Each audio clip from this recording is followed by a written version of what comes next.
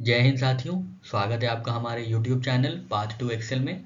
साथियों, आज हम लोग इस चैप्टर में या इस वीडियो में हम लोग जनरल साइंस का चैप्टर 8 देखेंगे, जहाँ पे हम लोग ने मैकेनिकल वेव्स के बारे में डिस्कस किया है। हम लोग शुरुआत करेंगे वेव मोशन से, उसके बाद बढ़ेंगे मैकेनिकल वेव्स की ओर। मैकेनिकल वेव्स के बाद हम लोग देखेंगे लॉन्जिट्यूडनल वेव्स या अनुदैर्ध्य तरंगे और ट्रांसवर्स वेव्स या अनुप्रस्थ तरंगे। इनके बीच हम लोग बात करेंगे, इनके बीच किस तरीके का विभाजन है, किसको माध्यम की ज़रूरत है, किसको नहीं है, किसकी अलग अलग गुण हैं। ठीक है, इन सारी चीज़ों के बारे में हम लोग इस वीडियो में बात करेंगे। तो वीडियो लंबा ना हो इसलिए इसको आधा आधा बांटा गया है। इस वीडियो में हम मैकेनिकल वेव्स के बारे में बात करेंगे, अगले वीडियो में हम लोग इलेक्ट्रोमैग्नेटिक वेव्स के बारे में बात करेंगे। तो अब हम लोग बढ़ते हैं अपने पहले वेव मोशन की ओर कि तरंग की जो गति है, तरंग का जो संचरण है वो क्या होता है और तरंगे किस प्रकार की होती हैं। अनुप्रस्थ तरंगे और अनुदैर्ध्य तरंगों के बारे में हम लोग चर्चा करेंगे। आज जो हम लोग चैप्टर पढ़ेंगे उसका नाम है wave motion. Wave motion easy chapter है और आराम से इससे क्वेश्चन सॉल्व होंगे। तो इसमें वेव मोशन में दो वर्ड दिए हुए हैं, एक वर्ड दिया हुआ है वेव और दूसरा वर्ड दिया हुआ है मोशन। ठीक है, मोशन क्या होता है? मोशन होता है चालन। आप किसी भी तरफ जा रहे हैं, किसी निर्धारित दिशा में जा रहे हैं तो वो चालन कहलाता है। ठीक है, चालन। ठीक है, चालन, चालन। थोड़ा स्पेलिंग, थोड़ा राइटिंग माफ करिएगा हमारी। चालन, ठीक है, ये चालन होता है।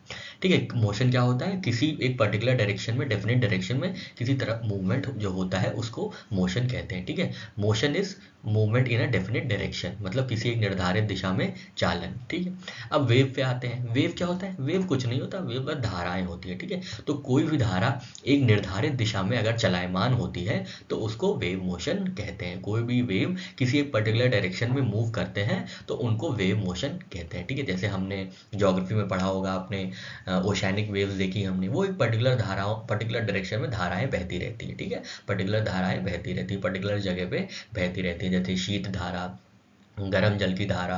ठीक है, कोल्ड करेंट्स, वार्म करेंट्स। ठीक है, तो ये सारी वेव्स एक तरफ से बहती रहती हैं। ठीक है, तो इन्हीं मोशन को, इन्हीं चलायमान गति को क्या कहते हैं? मोशन कहते हैं। और किसकी गति को मोशन कहते हैं? Wave motion. तो किसी धारा की गति को वेव मोशन कहा जाता है। ठीक है, वेव मोशन में क्या होता है? वेव मोशन में क्या होता है? ऊर्जा का स्थानांतरण होता है। ठीक है, वेव जो मूव करती हैं वो क्या करती हैं? उनके अंदर जो ऊर्जा होती है वो स्थानांतरित होती चलती है। ठीक है, तो जब वो मूव करती चलती है तो वो स्थानांतरित करते चलती है। वहाँ पे क्या होता है? वहाँ पे जो पदार्थ है उसका स्थानांतरण नहीं होता है। जिन पदार्थों से वो गुजरती हैं, जिन पदार्थों से वो गुजरती हैं, वो धाराएं गुजरती हैं, उनका स्थानांतरण नहीं होता है, बल्कि उनके द्वारा दी गई ऊर्जा या उनके द्वारा निकली गई ऊर्जा या उनके द्वारा पास की गई ऊर्जा का स्थानांतरण होता है। ठीक है, तो वेव मोशन क्या होता है? वेव जो होती है, वेव वो ट्रांसफर ऑफ एनर्जी में इन्वॉल्व होती है। ठीक है, wave involve transfer of energy without the actual transference of matter. ठीक है, तो पदार्थ का स्थानांतरण नहीं होता है, ऊर्जा का स्थानांतरण बस होता है। ठीक है, तो आपको ये बहुत ही दो कीवर्ड्स हैं, याद रखना है। वेव क्या होता है? Wave involves transfer of energy without actual movement of matter. ठीक है, wave just involves transfer of energy without actual movement of water. ठीक है, wave involves transfer of energy, ऊर्जा का स्थानांतरण हो रहा है बिना पदार्थ के स्थानांतरण किए हुए, without the transfer of matter. ठीक है, इन कंक्लूजन, तो अंततः हम लोग ये डिसाइड कर सकते हैं, ये बोल सकते हैं कि जो धाराएं होती हैं वो क्या होती हैं? वो एक तरीके का डिस्टर्बेंस होती है। ठीक है, धाराएं क्या होती हैं? एक तरह का डिस्टर्बेंस होती हैं, एक तरह की प्रतिक्रियाएं होती हैं that travel through a medium, जो भी किसी मीडियम के थ्रू गुजरती है। ठीक है, ऊर्जा क्या होती है या वेव क्या होती है? ये एक तरीके का क्या होता है? प्रतिक्रिया होती है जो एक पदार्थों से गुजरते हुए निकलती है। ठीक है, transferring energy from one location to another, जैसे हमने बात किया ऊर्जा का स्थानांतरण, ये क्या करती है? ये प्रतिक्रिया क्रिएट करती है, प्रतिक्रिया करती हैं, जिससे क्या होता है? ऊर्जा का स्थानांतरण होता है मीडियम में, एक पर्टिकुलर माध्यम में। जब ऊर्जा स्थानांतरित होती है एक जगह से दूसरी जगह पे, तो वो किस तरीके से होती है? तो वो धारा के माध्यम से होती है, वेव के माध्यम से होती है, पर जिसमें पदार्थ का जो स्थानांतरण है वो नहीं होता है। ठीक है, तो यहाँ पे हमने देखा wave can be described as disturbance that travels through a medium transferring energy from one location to another without transference of matter. अब आप सोच रहे हैं कि मैटर तो जा नहीं रहा है कहीं, तो एक्चुअल ट्रांसफर ऑफ एनर्जी हो कैसे रही है? तो इसके लिए हमने एक फिगर इंक्लूड किया है, ये देखिए, ये देखिए, ये एक्चुअल में ऐसे मूव कर रही है। ये जो यहाँ मान लीजिए आप फिगर्स हैं, ये मान लीजिए यहाँ पे पदार्थ है। ठीक है, यहाँ पे ये मैटर है। ठीक है, मैटर है, ये मैटर है, ठीक है। दिख रहा है आपको? रुकिए, अच्छा दूसरा कलर से यूज़ करते हो सकता है तब दिखेगा आपको। ये, हाँ ये दिख रहा है, ठीक है।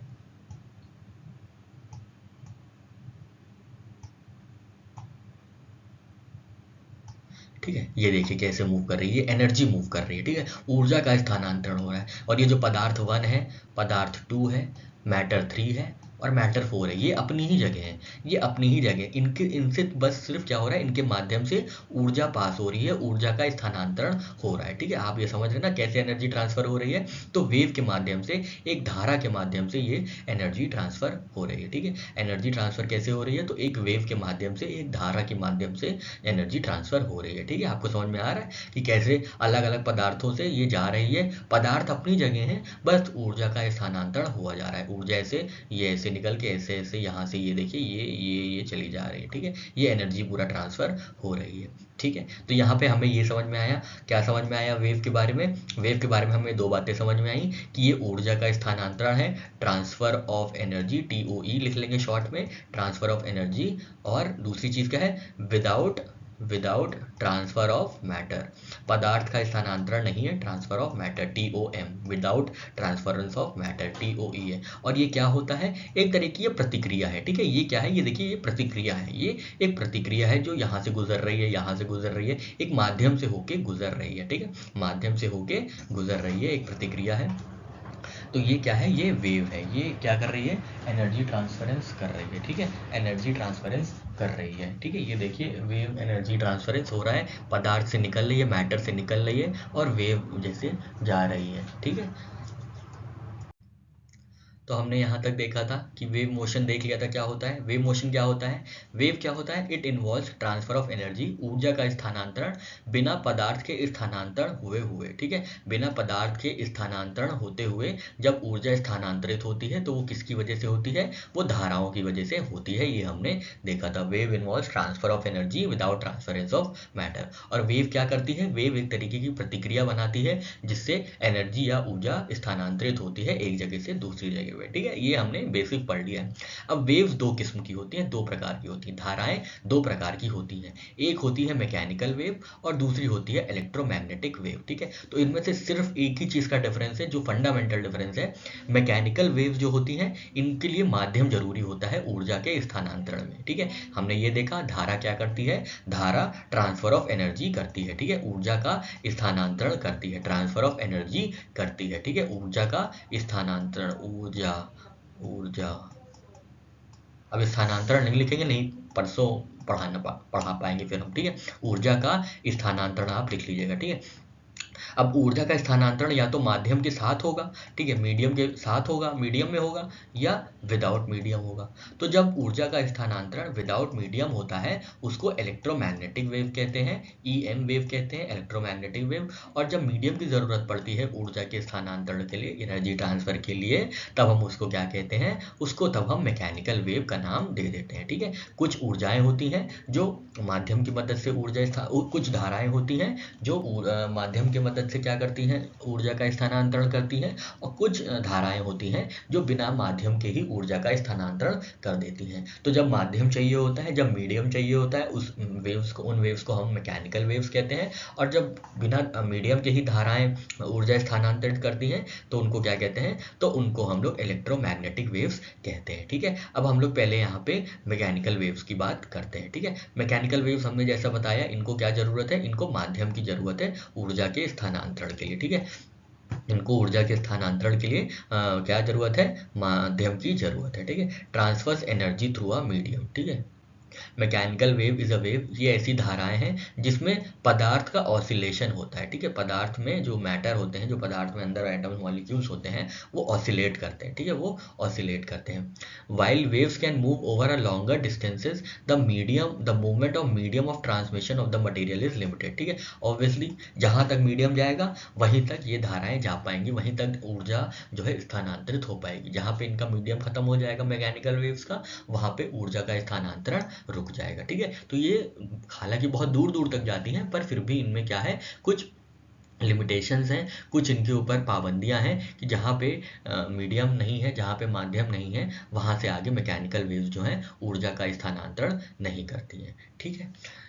फिर क्या कह रहे हैं ये, oscillating material does not move far from its initial equilibrium position. ठीक है, तो जो ऑसिलेटिंग मटेरियल होते हैं जहाँ से ऊर्जाएं पास होती हैं वो बहुत ज़्यादा दूर तक नहीं जा पाते हैं अपने इनिशियल इक्विलिब्रियम से। ठीक है, जो ऑसिलेटिंग मटेरियल होते हैं ये कोई पदार्थ है, ठीक है, कोई पदार्थ है, इनके अंदर जो ऑसिलेटिंग मटेरियल होंगे ये बहुत दूर तक नहीं जा पाते हैं। ठीक है, बहुत दूर, क्योंकि एक्चुअल मूवमेंट तो होगा नहीं ट्रांसफर पदार्थ का, इनके अंदर ही खाली मूवमेंट होगा, तो ये ज़्यादा से ज़्यादा यहाँ तक जा पाएंगे, बहुत ज़्यादा हुआ तो यहाँ तक जा पाएंगे, अब इससे बाहर थोड़े निकल जाएंगे। ठीक है, तो इनका जो ऑसिलेशन मटेरियल जो अंदर मूवमेंट होता है, पदार्थ के अंदर जो मूवमेंट होता है जब ऊर्जा पास होती है, अब जब ऊर्जा यहाँ से पास हो रही है, मान लीजिए ये ऊर्जा हमने बना दिया, ये ऊर्जा जब पास हो रही है तो इसमें जो एटम्स मॉलिक्यूल्स हैं वो भी तो प्रतिक्रिया कुछ करेंगे, तो वो भी क्या करते हैं, वो ऑसिलेशन करते हैं। ठीक है, वो ऑसिलेशन करते हैं, ठीक है, वो ऐसे घूमते रहते हैं, अपने ऐसे ऐसे घूमते रहते हैं, ऑसिलेशन करते हैं। ठीक है, अब इनका ऑसिलेशन जो है ज़्यादा दूर तक नहीं हो पाएगा, क्योंकि क्या है,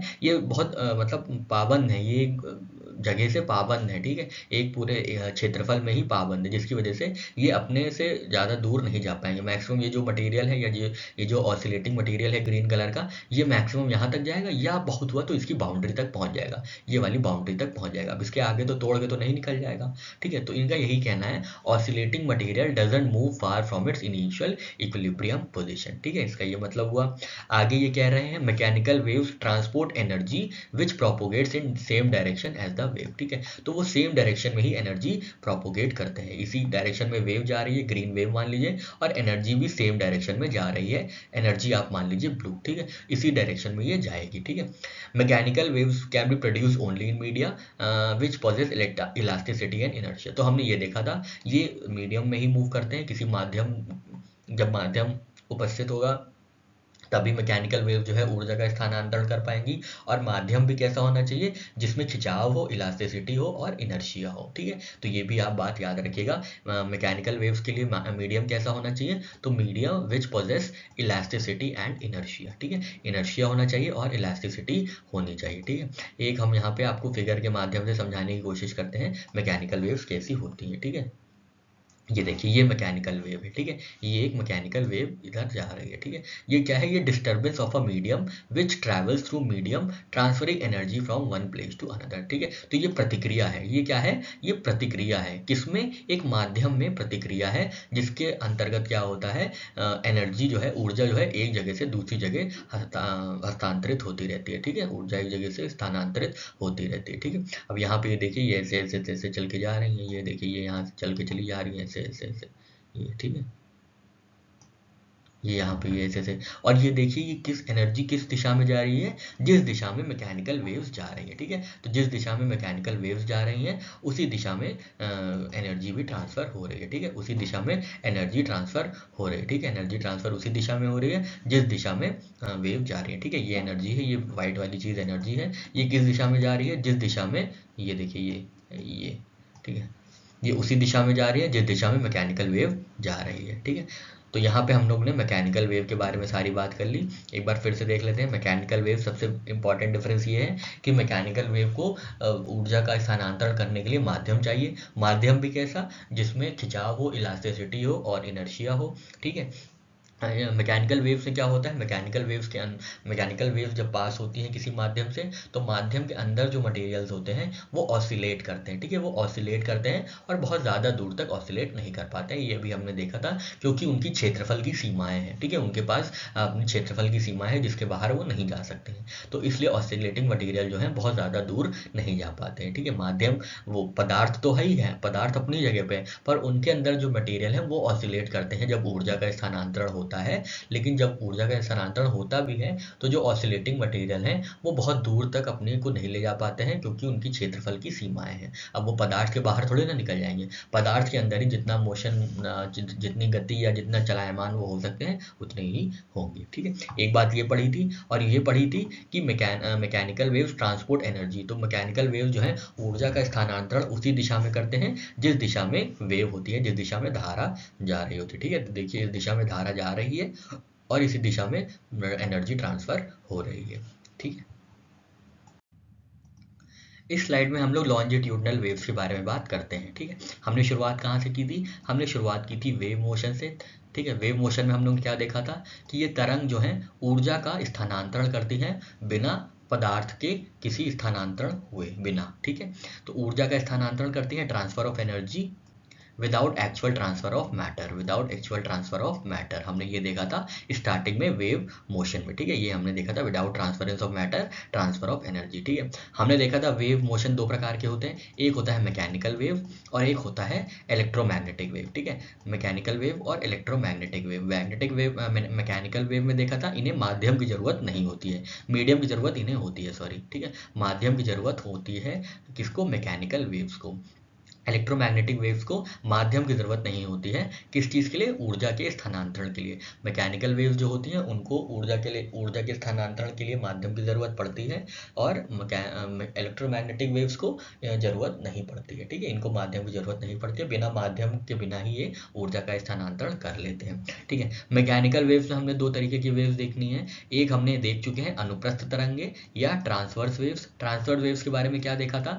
इनमें जो कणों का कंपन होता है वो लंबवत होता है तरंग के संचारण की दिशा में, ठीक है। तरंग के संचारण की दिशा में अगर जो कणों का कंपन है वो लंबवत दिशा में है तो वो क्या होंगे? वो ट्रांसवर्स वेव्स या अनुप्रस्थ तरंगे होंगी। मतलब जो ऑसिलेशन हो रहा है मटेरियल्स का, ऑसिलेशन जो हो रहा है पार्टिकल्स का, वो लॉन्जिट्यूडिनल डायरेक्शन, वो परपेंडिकुलर डायरेक्शन में होता है, तब इसको हम क्या कहेंगे? अगर परपेंडिकुलर डायरेक्शन में हो रहा है वेव प्रोपोगेशन के, तब ये ट्रांसवर्स वेव्स हो जाती हैं। ट्रांसवर्स वेव्स के बारे में हमने क्या एग्जाम्पल देखा था? हमने देखा हुआ था रोप, ठीक है, stretch rope, example of stretch rope देखा था। फिर हमने ट्रांसवर्स वेव्स के बारे में देखा था कि ये कहाँ पे एप्लीकेबल है, तो ये ठोस में एप्लीकेबल है, ठीक है, सॉलिड्स में एप्लीकेबल है।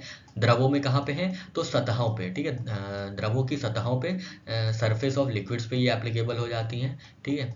ये मतलब जनरेट होते हैं जो सतहें होती हैं, किसी भी समुद्र की सतह, किसी भी नदी की सतह में अगर कोई तरंग उत्पन्न हो रही है तो वो अनुप्रस्थ तरंगे हो जाती हैं, क्योंकि पानी के कण क्या होते हैं? उनकी कंपन की दिशा लंबवत होती है तरंग के संचारण की दिशा से, ठीक है। क्योंकि जो वाटर पार्टिकल्स होते हैं वो कैसे वो परपेंडिकुलर डायरेक्शन में ऑसिलेट करते हैं, परपेंडिकुलर डायरेक्शन में ऑसिलेशन करते हैं with respect to propagation of wave, ठीक है। ये हमने देखा था। और फिर हमने देखा था ट्रांसवर्स वेव जो है वो गैसेज में नहीं होती, गैसेज में एब्सेंट होती है, ठीक है। ये बात हमने की थी। साथ ही साथ हमने ये देखा था लाइट जो है वो भी क्या है? अनुप्रस्थ तरंग है, ट्रांसवर्स वेव है, क्योंकि जो लाइट पार्टिकल्स है, फोटॉन्स हैं, वो भी जब पास होते हैं तो किस तरीके से मूव करते हैं? वो भी परपेंडिकुलर मूव करते हैं डायरेक्शन ऑफ एनर्जी में, ठीक है। डायरेक्शन ऑफ एनर्जी के वो परपेंडिकुलर ऑसिलेट करते हैं, वो लंबवत दिशा में एनर्जी, ऊर्जा स्थानांतरण के लंबवत दिशा में वो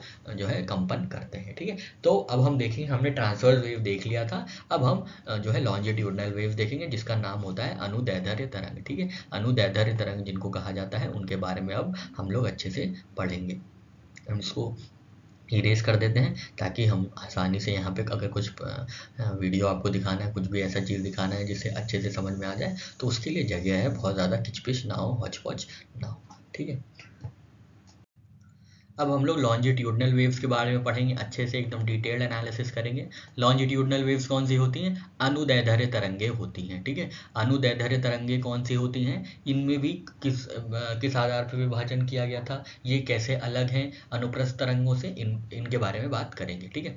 तो हमने देखा था अनुप्रस्थ तरंगे कौन सी होती हैं? जिनमें जो कंपन की दिशा होती है वो लंबवत होती है ऊर्जा के स्थानांतरण की या तरंग के संचारण की दिशा से, ठीक है। तरंग के संचारण की दिशा से अगर कंपन जो है वो लंबवत हो रहा था तो हमने वो देखा था, उस तरंग को हमने बोला था अनुप्रस्थ तरंग। अगर जो ऑसिलेशन हो रहा थे पार्टिकल्स के वो परपेंडिकुलर डायरेक्शन में हो रहे थे वेव प्रोपोगेशन के, तब हमने उनको ट्रांसवर्स वेव्स बोला था। अब उनके ही ऑपोजिट लॉन्जिट्यूडनल वेव्स हम बात करते हैं। तो लॉन्जिट्यूडनल वेव्स में किस तरीके का ऑसिलेशन होगा पार्टिकल्स का? तो वो अलोंग होगा, टू एंड फ्रो होगा, ठीक है। अप एंड डाउन नहीं होगा, टू और फ्रो होगा, या तो एनर्जी के डायरेक्शन में ही होगा या तो एनर्जी के ऑपोजिट डायरेक्शन में होगा, मतलब पैरेलली होगा एक तरीके से एनर्जी डायरेक्शन के, ठीक है। या तो एनर्जी अगर राइट में मूव कर रही है तो मोस्ट प्रोबेबली वो लेफ्ट में मूव करेंगे पार्टिकल ऑसिलेट कर जाएंगे लेफ्ट में, या पार्टिकल्स भी राइट में ही मूवमेंट करेंगे, ठीक है।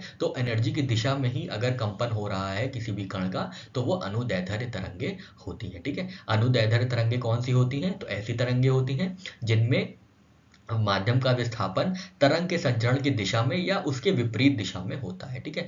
तो माध्यम का विस्थापन मतलब जो भी अंदर माध्यम के अंदर जो भी कण है उनका जो कंपन हो रहा है वो तरंग की संचरण की दिशा में हो रहा है, ठीक है। जो पार्टिकल्स का मूवमेंट हो रहा है, पार्टिकल्स का ऑसिलेशन हो रहा है, वो एनर्जी या वेव प्रोपोगेशन के ही डायरेक्शन में हो रहा है, तो उसको हम लॉन्जिट्यूडनल या अनुदैर्ध्य तरंगे बोलते हैं, ठीक है। यहाँ पे कुछ बात कर लेते हैं अनुदैर्ध्य तरंगों के बारे में।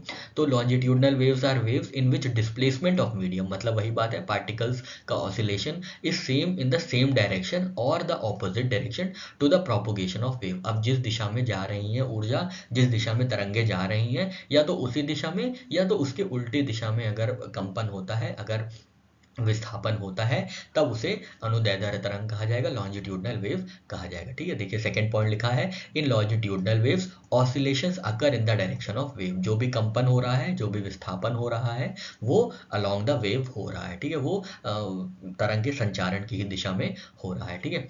After stretching if spring is left longitudinal waves originate in it, ठीक है। तो ये देखिए स्प्रिंग यहाँ पे बनी हुई है, स्प्रिंग ये बनी हुई है, इनको खींच के अगर छोड़ दिया जाए तो इनमें अनुदैर्ध्य तरंगों का उत्पन्न होती है, ठीक है। अनुदैर्ध्य तरंगे उत्पन्न होती है, ठीक है। इसके लिए देखिए एक और ये आपके लिए बना दिया गया है, ये स्प्रिंग है, ठीक है। ये काली काली स्प्रिंग जा रही है और लाल लाल क्या है, लाल लाल जो है ये पार्टिकल्स के मूवमेंट है, ऑसिलेशन है, ठीक है। ये माध्यम का विस्थापन दिखा रहे हैं, ठीक है। तो माध्यम का विस्थापन किस दिशा में हो रहा है, इसी दिशा में हो रहा है, तरंग के संचारण की दिशा में हो रहा है, ठीक है। एक और देख लीजिए आप, इससे आप समझ जाएंगे। ये देखिए जो ये हो रहा है, ये विस्थापन हो रहा है, माध्यम का विस्थापन हो रहा है, ये तरंग की ही दिशा में हो रहा है, तरंग के संचारण की ही दिशा में हो रहा है। ऊपर से आप देख लीजिए और नीचे से भी देख लीजिए, तो तरंग के संचारण की ही दिशा में जो है विस्थापन हो रहा है, ठीक है।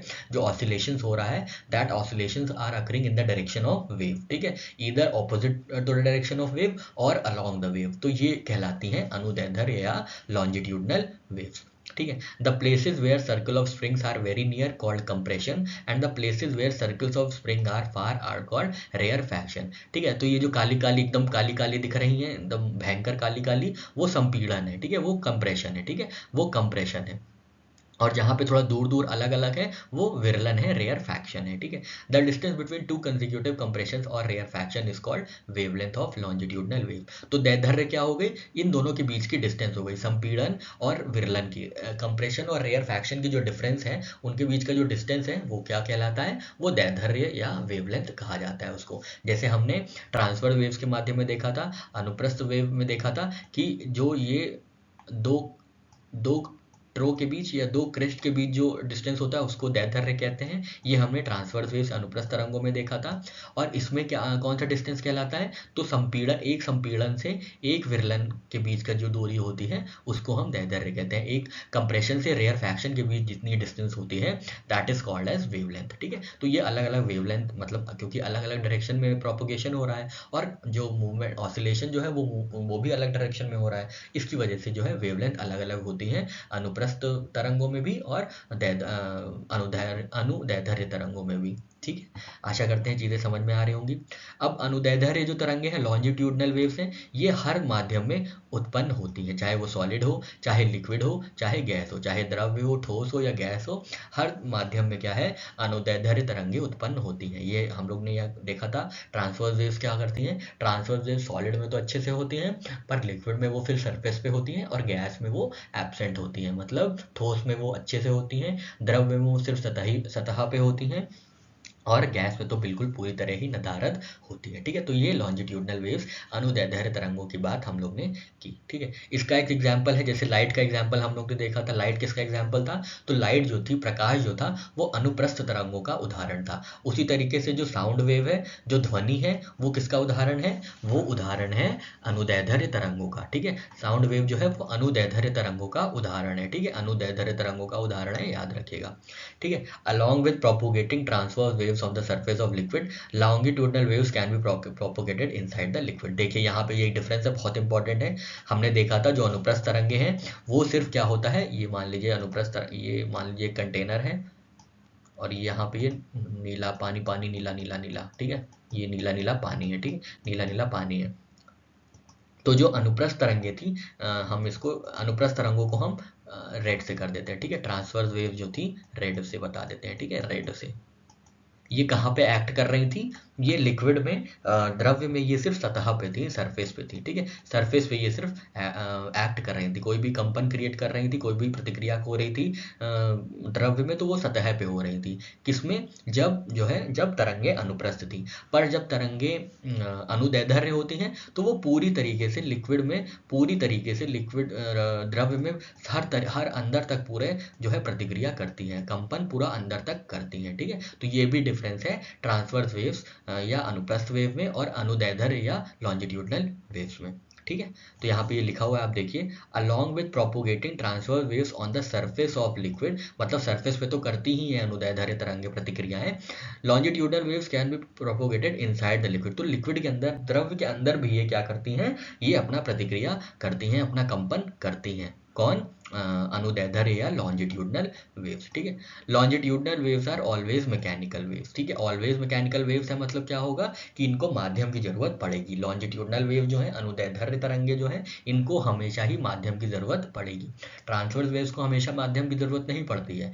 कैसे कि हमने देखा था, लाइट जो होती है, प्रकाश जो होता है, वो बिना माध्यम के ही हमारे पास आ जाता है, स्पेस से आता है ना, स्पेस से आता है। स्पेस में तो कोई माध्यम नहीं होता है, ठीक है। आकाश के ऊपर जो स्पेस बाउंड्रीज होती है, वहाँ पे तो कोई माध्यम नहीं होता है, कोई मीडियम नहीं होता है, पर फिर भी वहाँ से प्रकाश आ जाता है, ठीक है। तो प्रकाश आ जाता है, और प्रकाश क्या है? प्रकाश है अनुप्रस्थ तरंग, प्रकाश है ट्रांसवर्स वेव। तो यहाँ पे हमने देखा कि जो अनुप्रस्थ तरंगे हैं वो बिना माध्यम के भी संचालित की जा सकती हैं, इनका संचलन हो सकता है। लेकिन अनुदैर्ध्य जो तरंगे हैं, अनुदैर्ध्य तरंगों में हमेशा माध्यम की जरूरत होती है। जैसे कि ध्वनि हमेशा जहाँ पे माध्यम होगा वहीं पे उनकी ध्वनि तरंगों का संचरण होगा। अगर माध्यम नहीं है, जैसे स्पेस में माध्यम नहीं होता, तो हम नहीं सुन पाते हैं, ठीक है। तो हमारे वहाँ पे माइक लगे होते हैं, वहाँ पे हम नहीं सुन पाते हैं, बिना माध्यम के नहीं सुना जा सकता है, ठीक है। तो यहाँ पे हमने अनुदैर्ध्य तरंगों की बात की थी, इससे पहले हमने अनुप्रस्थ तरंगों की बात की थी, और उससे पहले हमने मैकेनिकल वेव्स की बात की थी, ठीक है। तो हमने क्या क्या कवर किया? हमने वेव मोशन कवर किया, हमने मैकेनिकल वेव्स कवर किया, फिर हमने ट्रांसवर्स वेव्स पे आए, फिर हम लॉन्जिट्यूडनल वेव्स पे आ गए, ठीक है। तो ऑलमोस्ट हमारा ये वाला चैप्टर तो समाप्त हो चुका है, बस इलेक्ट्रोमैग्नेटिक वेव्स के बारे में अब बात करनी है, ठीक है। तो वो हम लोग अगली स्लाइड में करते हैं। तो ये एक आपके सामने वीडियो लगा रखा है आपको, ताकि विजुअल रिप्रेजेंटेशन हो जाए कि क्या हम लोग ने बात की थी। तो ये ऊपर वाला जो है, ये लॉन्जिट्यूडनल वेव है, अनुदैर्ध्य तरंगे हैं, और जो नीचे वाली वेव है वो ट्रांसवर्स या अनुप्रस्थ तरंगे हैं, ठीक है। हमने देखा था कि अनुदैर्ध्य तरंगों में जो कंपन होता है वो किस दिशा में होता है? वो ऊर्जा के स्थानांतरण की दिशा में होता है, तरंग के संचारण की दिशा में होता है, ठीक है। देखिए, प्रतिक्रिया या डिस्टर्बेंस किसकी तरफ हो रहा है? तो ये ऊर्जा के या तरंग के संचालन के डायरेक्शन में हो रहा है, तरंग के संचालन की दिशा में ये हो रहा है, ठीक है। तरंग के संचरण की दिशा में ये हो रहा है। ट्रांसवर्स वेव्स में देखिए, अनुप्रस्थ तरंगों में क्या हो रहा है? ट्रांसवर्स वेव्स में तो जो डिस्टर्बेंस हो रहा है, जो कंप्रेशन हो रहा है, ऑसिलेशन हो रहा है, वो कहाँ हो रहा है? वो लंबवत हो रहा है, लॉन्जिट्यूड परपेंडिकुलर हो रहा है, ठीक है। परपेंडिकुलर हो रहा है to with respect to direction of propagation of wave, ठीक है। तो एक तरफ क्या है, कंपन कैसे हो रहा है? आगे पीछे हो रहा है, और एक तरफ कंपन ऊपर नीचे हो रहा है। जब कंपन ऊपर नीचे हो रहा है तो वो अनुप्रस्थ तरंगे हैं, ट्रांसवर्स वेव है। इन ट्रांसफर वेव्स की जो हमने एग्जांपल देखी थी वो कौन सी थी? लाइट थी, ठीक है। लाइट, प्रकाश जो था, सबसे अच्छा अनुप्रस्थ तरंग का उदाहरण था। और लॉन्जिट्यूडनल वेव या अनुदैर्ध्य तरंगों में कंपन किस तरफ हो रहा है? तो ये जो है ऊर्जा के स्थानांतरण या तरंग के संचरण की ही दिशा में जो है कंपन हो रहा है, ठीक है। इसका हम लोग ने लॉन्जिट्यूडनल वेव का क्या एग्जाम्पल देखा था? तो लॉन्जिट्यूडनल या अनुदैर्ध्य तरंगों का हमने उदाहरण देखा था ध्वनि या साउंड, ठीक है, साउंड या ध्वनि। और एक चीज़ हमने देखी थी क्या, कि लॉन्जिट्यूडनल वेव हमेशा ही मैकेनिकल वेव रहती हैं, मतलब इन्हें हमेशा ही माध्यम चाहिए होता है ऊर्जा के स्थानांतरण के लिए, ठीक है। ऊर्जा के स्थानांतरण के लिए इन्हें हमेशा ही माध्यम चाहिए होता है, बल्कि ट्रांसवर्स वेव्स में ऐसा नहीं होता है, ठीक है। तो आप इस डायग्राम को अपने दिमाग में रखिएगा।